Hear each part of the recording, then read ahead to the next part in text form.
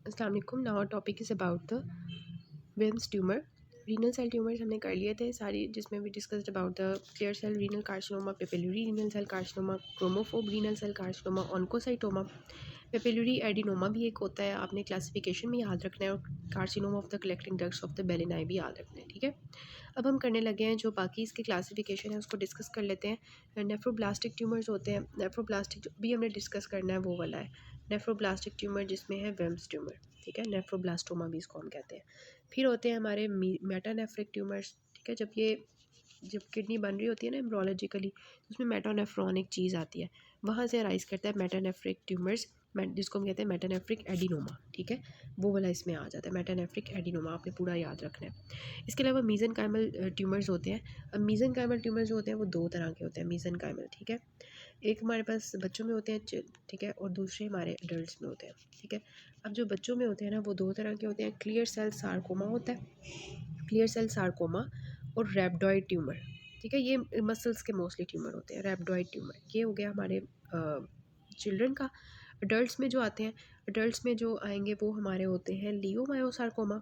ठीक है, लियोमायोसार्कोमा जिसमें रीनल वेन इंक्लूड होती है, और इसके अलावा रेब्डोमायोसार्कोमा ये अडल्ट्स में होता है, रेब्डोमायोसार्कोमा, और एंजियोसार्कोमा। ठीक है, एंजियोसार्कोमा ये मीज़ेनकाइमल ट्यूमर्स होते हैं। तो चिल्ड्रन में कौन कौन से हैं, रेप्टोइड ट्यूमर होता है, और क्लियर सेल सार्कोमा होता है, और अडल्ट्स में लियोमायोसार्कोमा, रेडोमायोसार्कोमा, और एंजियोसार्कोमा। ठीक हो गया। So this is actually the Wilms tumour. Whims tumour जो होता है इसका दूसरा नाम होता है नेफ्रोब्लास्टोमा। ठीक है, नेफ्रोब्लास्टोमा। ठीक है, इसका नाम हो गया। दूसरा जो हम इसको कहते हैं, ये मोस्ट कॉमन प्राइमरी ट्यूमर होता है चिल्ड्रन के अंदर। कौन सी एज में ज़्यादा कॉमन होता है, लेस देन 10 ईयर्स होता है, लेकिन mostly 2 to 5 years, average 3 years में ज़्यादा कॉमन होता है। ठीक है, 3 साल के बच्चों में ही ज़्यादा कॉमन होता है। अच्छा, उसके बाद हम बात करते हैं कि इसके जो रिस्क होता है विल्म्स ट्यूमर का, वो किन लोगों में ज़्यादा होता है। तो सबसे पहला जो हमारा सिंड्रोम आता है that is the WAGR syndrome. ठीक है, ये जो वो लोग जो WAGR सिंड्रोम के होते हैं ना, उनके अंदर विल्म्स ट्यूमर का चांस ज़्यादा होता है। W for Wilms tumour, A for aniridia, जिसमें क्या होता है कि उनका आइरिस नहीं होता, मैं इनकी फिगर्स आपको अभी दिखाती हूँ।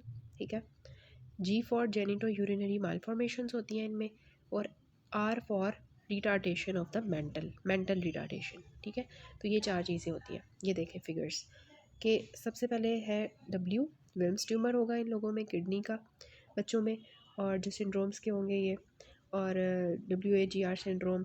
एनीरिडिया मीन्स के आइरिस नहीं होगा। G फॉर जेनिटो यूरिनरी एब्नॉर्मेलिटीज़ होंगी। M फॉर जो R फॉर मेंटल रिटार्डेशन होगी। ठीक है, ये चारों चीज़ें होती हैं वैगर सिंड्रोम में। अगेन वैगर सिंड्रोम जो है, इसमें क्या होता है, इसमें जो क्रोमोसोमल डिलीशन होती है वो मैं आपको बता देती हूँ कि WT1 जीन की होती है, क्रोमोसोम नंबर 11 पे। ठीक है, तो ये देखें, सबसे पहले Wilms tumour, then the A for aniridia. ठीक है, आइरिस नहीं होगा इन लोगों का। G for genital urinary abnormalities, और R फॉर मेंटल रिटार्डेशन। ठीक हो गया। इसके अलावा जो दूसरे सिंड्रोम के लोग होते हैं जिनको हम कहते हैं डेनिस ड्रैश सिंड्रोम, उनके अंदर भी विल्म्स ट्यूमर का चांस ज़्यादा होता है। ठीक है, इनमें जो एसोसिएटेड चीज़ होती है वो ये होती है कि इनमें ना एक तो किडनी की एब्नॉर्मेलिटी होती है, और दूसरा इनकी जो जेनिटो यूरिनरी सिस्टम होता है उनकी भी एब्नॉर्मेलिटी होती है। ठीक है, डेनिस ड्रैश सिंड्रोम, DDS। ठीक है, अच्छा, इनमें देखें कि गोनैडल डिसजेनेसिस हुई हुई है, मेल सूडो हर्माफ्रोडिटिज्म फॉर एग्जांपल। ठीक है, और इसके अलावा जो है इनको नेफ्रोपैथी होती है, रीनल फेलियर के साथ ये लोग प्रेजेंट कर रहे होते हैं। ठीक है, तो ये हो गया डेनिस ड्रैश सिंड्रोम। इसमें भी WT1 की म्यूटेशन आती है। ठीक है, इसमें भी WT1 की म्यूटेशन आती है। ठीक है, जीन होती है ना उसकी। फिर थर्ड जो सिंड्रोम होता है after WAGR syndrome and the हमारे पास डेनिस ड्रैश सिंड्रोम, थर्ड जो सिंड्रोम होता है उसका नाम होता है वीडमैन सिंड्रोम। ठीक है, वीडमैन सिंड्रोम, इसका पूरा नाम होता है बैकविद वीडमैन सिंड्रोम। इसमें क्या होता है, इसमें मोस्ट इंपॉर्टेंटली मैक्रोग्लॉसिया होता है, ज़ुबान बहुत बड़ी होती है, अम्बलाइकल हर्निया होता है, ओम्फेलोसील के साथ ये लोग आते हैं। ठीक है, ये देखें ओम्फेलोसील के साथ। ओम्फेलोसील क्या होती है कि जो गैस्ट्रिक कंटेंट्स होते हैं, इंटेस्टाइनल कंटेंट्स, वो बाहर आए होते हैं। ठीक है, कवर्ड होते हैं बाय द इंटेस्टाइल। ये देखें, ये तीनों मैंने बेबीज़ ऐड किए हैं ताकि आपको पता चले कि इनकी जो ज़ुबान होती है वो ऐसे बाहर आई होती है, मैक्रोग्लॉसिया। ठीक है, मैक्रोग्लॉसिया, इसकी ज़ुबान देखें कितनी बड़ी है इस बेबी की। तो ये कौन से लोग होते हैं, वीडमैन सिंड्रोम के, इनके अंदर विम्स ट्यूमर बहुत कॉमन होता है, ठीक है।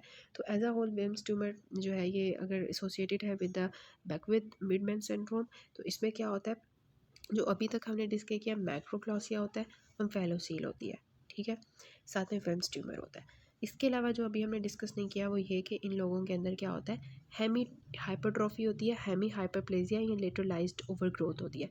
मतलब हाफ बॉडी जो इनकी होती है ना, उनके अंदर सारा कुछ बड़ा बड़ा होता है, हाइपरट्रॉफी हाइपरप्लेजिया के साथ होता है, तो इसको कहते हैं हेमी हाइपरट्रॉफी, ठीक है। इसके साथ साथ हाइपर एंजुलिनिज्म के साथ ये लोग एसोसिएटेड होते हैं, जिनके अंदर सीवियर हाइपोग्लिसीमिया हो जाता है, मतलब इंसुलिन बहुत ज़्यादा हो जाती है इन लोगों में, जिसकी वजह से ग्लूकोज लेवल कम हो जाता है। तो इसके साथ ये लोग प्रेजेंट करते हैं बैकविड वीडमैन सिंड्रोम। अगेन मैंने एक पिक्चर ऐड किया है, ये बेबी देखें, ओवरग्रोथ डिसऑर्डर होता है जिसमें इंक्रीज रिस्क होता है विम्स ट्यूमर का, ठीक है। अगर ऊपर से हम स्टार्ट करें तो इनकी आईज़ इतनी बड़ी बड़ी होती हैं, लार्ज प्रोमिनेंट होती हैं, इनकी टंग इनलॉज होती है, ठीक है। इनका जो सर होता है वो छोटा होता है, माइक्रोसेफली होती है, सीजर्स के साथ एसोसिएटेड होता है, ईयर क्रेजीज होती हैं और ईयर पेट्स होती हैं, ठीक है। अगर हम नीचे जाएँ थोड़ा तो बॉडी में क्या होगा, लार्ज बॉडी होगी, लार्ज लिम्स होंगे, बड़े बड़े बाजू, बड़े बड़े टांगें होंगी, ठीक है। जाइजेंटिज्म हाफ बॉडी, ठीक है। इसके साथ साथ अगर हम बात करें, कंजेनिटल हर्नियाज होंगे इनके अंदर, क्रिप्टोकॉर्डिज्म के साथ ये पेशेंट प्रेजेंट करेंगे, मींस जेनिटो यूरिनरी एब्नॉर्मेलिटी है, neonatal hypoglycaemia because of the hyperinsulinaemia, ये प्रेजेंट करेंगे, ठीक है। Again here Beckwith Wiedemann syndrome, ये बहुत इंपॉर्टेंट है, ये आपको आने चाहिए, ठीक है। माइक्रोसिफले के साथ ईयर लोब क्रीज होगा, मैक्रोग्लॉसिया होगा, अम्लाइकल हर्निया होगा और हेमी हाइपरट्रॉफी, ठीक है। तो ये हो गए बैकमैन वीडमैन सिंड्रोम। अब हम बात करते हैं कि होता क्या है, कि सबसे पहले किडनी नॉर्मल डेवलप हो रही होती है, लेकिन WT1 की इनएक्टिवेशन हो जाती है, जिसकी वजह से क्या होता है कि आहिस्ता आहिस्ता करके WT1 की म्यूटेशन होगी, तो दो सिंड्रोम्स के साथ एसोसिएटेड होगा। वो कौन से दो सिंड्रोम्स हैं, हमने शुरू में देखे थे, WAGR सिंड्रोम और डेनिस ड्रास सिंड्रोम। और WT2 की जो म्यूटेशन होती है वो एसोसिएटेड होती है विद द बैकविड वीडमैन सिंड्रोम, ठीक है, द बैकविड वीडमैन सिंड्रोम। और सबसे लास्ट पे जो ये आपका UQ भी है, कि कौन सी ऐसी म्यूटेशन है जो लास्ट स्टेज पे आती है और एनाप्लेजिया में टेक पार्ट करती है, दैट इज़ अ P53 की म्यूटेशन, ठीक है। P53 की म्यूटेशन हो जाए तो इट मीन्स कि ये हमारे आपे से बाहर हो गया ट्यूमर, ठीक है, इसको हम ट्रीट नहीं कर सकते, ठीक हो गया। अच्छा, इसके अलावा मॉर्फोलॉजी डिस्कस करने से पहले मैं आपको बताऊंगी कि मैंने आपको बताया WAGR सिंड्रोम और डेनिस ड्राई सिंड्रोम जो होता है, जिसकी हमने कैरेक्टरिस्टिक्स देखी थी, उनमें WT1 की म्यूटेशन होती है, और जो बैकविद वीडमैन होता है उसमें WT2 की म्यूटेशन होती है, ठीक है, यही मैंने आपको बताया। उसके बाद जो बैकविद वीडमैन सिंड्रोम होता है ना, उसमें एसोसिएशन होती है एक और जीन की, जो होती है इंसुलिन ग्रोथ फैक्टर, ठीक है, क्योंकि इसके अंदर हमने देखा है ना, इंसुलिन इंसुलिन बहुत ज़्यादा बनती है और हाइपोग्लिसीमिया होता है, तो इन लोगों में इनकी भी म्यूटेशन आती है, ओवर एक्सप्रेशन हो जाती है इंसुलिन ग्रोथ फैक्टर, जिसकी वजह से इंसुलिन बहुत ज़्यादा बन रही होती है, ये असल में रीज़न होता है। और इसके साथ साथ जो ये लोग होते हैं बैकविद वीडमैन सिंड्रोम के, इनको रिस्क होता है कि दूसरे बॉडी के ट्यूमर्स भी बन जाएँ, for example hepatoblastoma, for example renal cortical tumours, for example rhabdomyosarcomas, for example pancreatic tumours. तो इस वजह से इनकी ज़्यादा जो है क्लिनिकल फीचर्स एबनॉर्मेलिटीज़ के साथ आते हैं, ठीक हो गया। और इसके अलावा अगर हम बात करें इसकी मॉर्फोलॉजी की, तो वो कर लेते हैं, ये आपकी बुक की पिक्चर है, इससे हम इसकी ग्रॉस पिक्चर देखेंगे। ये ग्रॉसली आपको ट्यूमर कैसा नज़र आता है, लार्ज है, ठीक है, कैसा है, लार्ज है, सबसे पहली बात, ठीक है, लार्ज ट्यूमर है ना, छोटा तो नहीं आपको नज़र आ रहा है, इतना बड़ा ट्यूमर है, ठीक है, लार्ज है। दूसरी बात आ जाती है सॉलिटरी है, मतलब एक बना हुआ है सिर्फ, ठीक है, एक ही चीज़ है। अच्छा, उसके बाद बायलेटरल होता है, मोस्टली दोनों किडनीज इन्वॉल्व होती हैं क्योंकि ये जेनेटिक एसोसिएशन है, ठीक है। फिर आता है इनकैप्सुलेटेड है, मैंने इसका कैप्सूल भी बना दिया वाइट कलर का, इनकैप्सुलेटेड होता है ये, ठीक है, इनकैप्सुलेटेड है। और इनकैप्सुलेटेड के साथ ये भी हम लिख सकते हैं वेल सर्कमस्क्राइब्ड है, ठीक है। कलर इसका क्या है, कलर आपको इसका ब्राउनिश ग्रे नज़र आ रहा है, ब्राउन ग्रे, ठीक है, ब्राउन ग्रे। उसके बाद जो है अगर हम बात करें इसका कलर, तो वो हमने डिस्कस किया ब्राउन ग्रे टू टैन, ठीक है, ये कलर होता है इसका, सॉफ्ट ही होता है, सॉफ्ट टिमर होता है, ठीक है। और कहीं कहीं आपको अगर आप देखो तो ये हेमरेज के एरियाज नज़र आ रहे हैं, फोकाई ऑफ द हेमरेजेस भी आपको नज़र आ रहे होते हैं, नेक्रोसिस के फोकस नज़र आ रहे होते हैं, सिस्टिक डीजनरेशन नज़र आ रही होती है। तो अगर हम एज अ होल ट्यूमर को देखें तो आप अपनी बुक की जो पिक्चर बनी है इसके साथ ही सारी चीज़ें लिख लें कि ये लार्ज है, सॉलिटरी है, बायलेटरल है, वेल सर्कमस्क्राइब्ड है, इनकैप्सुलेटेड है, brown grey to tan colour का है, सॉफ्ट होमोजेनस है, ठीक है, और कहीं कहीं मुझे foci of the haemorrhages, necrosis और सिस्टिक डीजनरेशन नज़र आ रही है, ठीक है। तो ये जब सारी आप चीज़ें इसके साथ ही लिख लोगे तो जब आप रिवाइज़ करोगे तो आपकी जल्दी जल्दी जो है ना रिवाइज़ हो जाएगी। फिर हम इसकी करते हैं माइक्रोस्कोपिक पिक्चर। अब जो इसकी माइक्रोस्कोपिक पिक्चर होती है ना उसमें ये चीज़ पहले देखें, ये अगर हैंडमेड ये बनी हो ना इससे ज़्यादा अच्छी समझ आती है। अच्छा, इसमें ना 3 तरह के कंपोनेंट्स होते हैं। 3 तरह के कंपोनेंट्स क्या-क्या होते हैं? इनमें एपिथेलियल कंपोनेंट होता है, इन ट्यूमर्स में स्ट्रोमल कंपोनेंट होता है और तीसरा इनमें ब्लास्टिमल कंपोनेंट होता है, ठीक है। अच्छा, अब एपिथेलियल कंपोनेंट जो होता है ये आपको नज़र आ रहा है, this is epithelium component of the tumour. इसमें दरअसल होता क्या है, इसमें ना एबॉर्टिव ट्यूब्यूल्स और ग्लोमेरुलाई होते हैं। जो ग्लोमेरुलाई और ट्यूब्यूल्स जो है वो ख़राब हो गई होती हैं, एबॉर्टिव हो गई होती हैं, वो इस तरह के पैर होती हैं, ठीक है, एपिथेलियल कंपोनेंट बना देती है। जो स्ट्रोमल कंपोनेंट होता है, ये जो आपको नज़र आ रहा है स्ट्रोमल कंपोनेंट, ये एक्चुअली जो है फाइब्रोसिस्टिक या फाइब्रोसाइटिक या मिक्सॉइड इन नेचर होता है, ठीक है, मतलब फाइबर्स होंगे ये मोस्टली। अच्छा, उसके बाद जो हमारा होता है लास्ट कंपोनेंट ब्लास्टिमल कंपोनेंट। ब्लास्टिमल कंपोनेंट में आपको इस तरह के सेल्स नज़र आते हैं, स्मॉल ब्लू, ठीक है, स्मॉल ब्लू सेल्स, ये बहुत इंपॉर्टेंट है। स्मॉल छोटे छोटे जो है ब्लू कलर के आपको सेल्स नज़र आते हैं, ठीक है।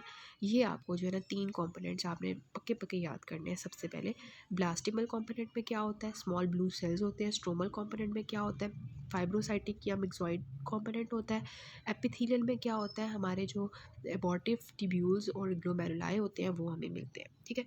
तो यही आपकी पिक्चर इधर बनी हुई है, एपिथेलियल, ठीक है, स्ट्रोमा, ब्लास्टिमल कंपोनेंट। एपिथेलियम में देखें उसी तरह हमारे abortive tubules and the glomeruli. Stroma में आपको फाइब्रोसाइटिक और जो है फाइब्रोसाइटिक एरियाज मिल रहे हैं, मिक्सॉइड इन नेचर मिल रहे हैं, और ब्लास्टिमल में स्मॉल ब्लू सेल्स हैं, ठीक है। इनकी पिक्चर्स देखें और देख लें, ये देखें blastemal component, epithelial component, mesenchymal या स्ट्रोमल कंपोनेंट। ब्लास्टिमल में क्या है, sheets of small blue cells, ठीक है, small blue round cells. Epithelial में क्या है, abortive tubules and abortive glomeruli. Mesenchymal में क्या है, फाइब्रो ब्लास्टिक है या मिक्सॉइड स्ट्रोमा है, ठीक है। ये पिक्चर हो गई। अच्छा, फिर ये देख लें एक और picture, stroma, epithelium component and blastemal component, very important. फिर मेटानेफ्रिक रेमनेंट या रेस्ट सेल्स, ये क्योंकि मेटानेफ्रिक है ना, मतलब कभी कभार जो मेटानेफ्रिक जो किडनी होती है ना, क्योंकि ये कंजेनिटल सिंड्रोम होता है, सॉरी बच्चों का सिंड्रोम होता है ना, कभी कभार उनकी जो मेटानेफ्रिक रेस्ट जो है वो रह गए होते हैं, वो नज़र आते हैं, ठीक है। और इसके अलावा मॉर्फोलॉजी में आप लिख सकते हैं कि एनाप्लेजिया हो सकता है, डिपेंडिंग अपॉन P53 की म्यूटेशन अगर हो गई हो तो उसमें आपको जो है एनाप्लेजिया नज़र आएगा, हाइपरक्रोमेटिज्म नज़र आएगा, प्लियोमॉर्फिक न्यूक्लियस नज़र आएगा, एब्नॉर्मल माइटोसिस नज़र आएगी, ठीक है। ये सब आप लिख सकते हो, सिंपल सी बात है।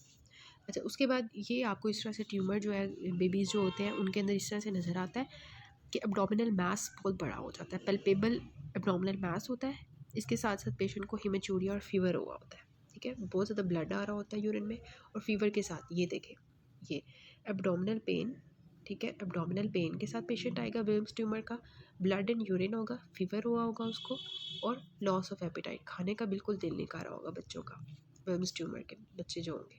ये लास्ट में मैंने एक स्लाइड ऐड की है बताने के लिए कि WT1 जो है उसके साथ डेनी स्ट्रैस सिंड्रोम और वैगर सिंड्रोम में होता है, और WT2 जो होता है ये बेकविथ वीटमैन सिंड्रोम में होता है, ठीक है। और इसके साथ साथ ज़्यादातर जो TP53 की म्यूटेशंस होती हैं वो WT1 के साथ एसोसिएटेड होती है। बच्चों में क्या होता है, हिमेचूरिया होता है, फीवर होता है, पाल्पेबल एब्डोमिनल मास होता है, बाकी किडनी के जनरल सिम्टम्स आ रहे होते हैं कि हाइपरटेंशन हो गई हो, ठीक है। This is all about the Wilms tumour. उसके बाद ये देखें SCQ इसका आया हुआ है कि 2 years ओल्ड बेबी है, CT स्कैन में हमें lower pole of the kidney पे जो है ना नज़र आया है ट्यूमर, ठीक है, 10 सेंटीमीटर इन डायमीटर है। बच्चे को जो है वो वेट उसका लॉस हो रहा है, ठीक है। और हमने जब फाइनल एस्पिरेशन की तो हमें जो है ट्राइफेजिक मॉर्फोलॉजी मिली, means epithelial, blastemal and stromal component मिला, ठीक है, उसको हम ट्राइफेजिक मॉर्फोलॉजी कहते हैं। तो कौन सा कॉमनेस्ट ट्यूमर होता है बच्चों का, वो वेंस ट्यूमर होता है। माइक्रोस्कोपिक पिक्चर आपने उसकी बता देनी है, जो मैंने आपको इतनी ज़्यादा पिक्चर्स दिखाई हैं, और आपने बता देना है कि किन फैक्टर्स पे उसका प्रोग्नोसिस डिपेंड कर रहा होता है। ठीक है, वो फैक्टर्स आपने बता देने हैं। उसका प्रोग्नोसिस मोस्टली P53 की म्यूटेशन पे होता है। तो ये वाला जो SCQ है ना, 3 ईयर्स ओल्ड चाइल्ड है और ये सब कुछ बताया हुआ है इन्होंने, ये भी यही वाला ट्यूमर है। बाद में ना इस ट्यूमर को नेफ्रेक्टमी करके रिमूव कर देते हैं, तो इस वजह से इसका डायग्नोसिस भी होगा और माइक्रोस्कोपिक एग्जामिनेशन आपने बतानी है और आपने बताना है कि कौन सी जीन म्यूटेशन के साथ है ना प्लेजिया एसोसिएटेड होता है, तो आपने बता देना that is associate the P53 mutation. ठीक हो गया। अच्छा, उसके बाद अगर हम बात करें, ये देखें number 1 tumours of the kidney को इन्यूमरेट करना है आपने, सारी बतानी है जो मैंने आपको बताई है ना सारी। मेसेनकाइमल ट्यूमर्स हैं, रीनल सेल कार्सिनोमास हैं, और इसके अलावा जो आपको मैंने मेटानेफ्रिक और नेफ्रोब्लास्टिक वो सब आपने लिखने हैं इसके अंदर। ठीक है।